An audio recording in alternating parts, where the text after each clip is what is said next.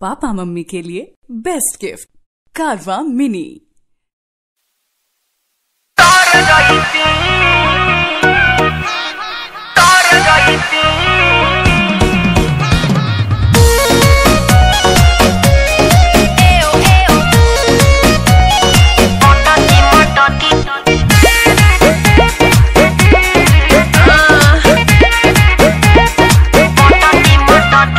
नाचिले तो हिले कमर मटकी के मुएले बाराती माथा पटकी के ए बाबू ई का कहतारू हो। नाचिले तो हिले कमर मटकी के मुएले बाराती माथा पटकी के छुएला केहू कमर मांगेला फोन नंबर मन करे कुछ कर जाईती।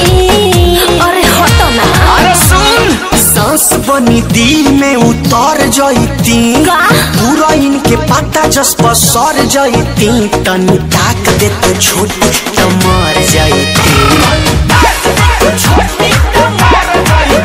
बिना गाना जीने हईले होकर जाईती। चल हाय ओया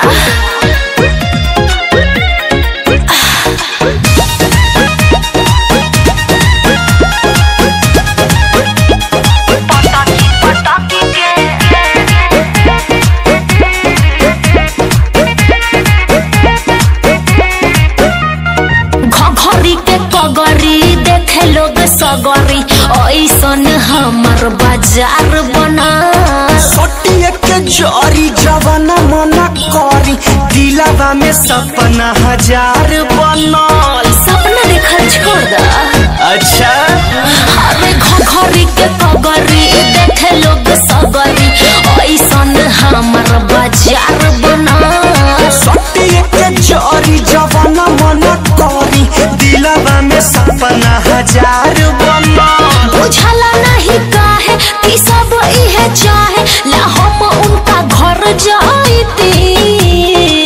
तया जा ताहर देहिया से देहिया रगड़ जाईती भर मन खुशी से भर जाईती तनी ताक दे तो छोटी त मर जाईती।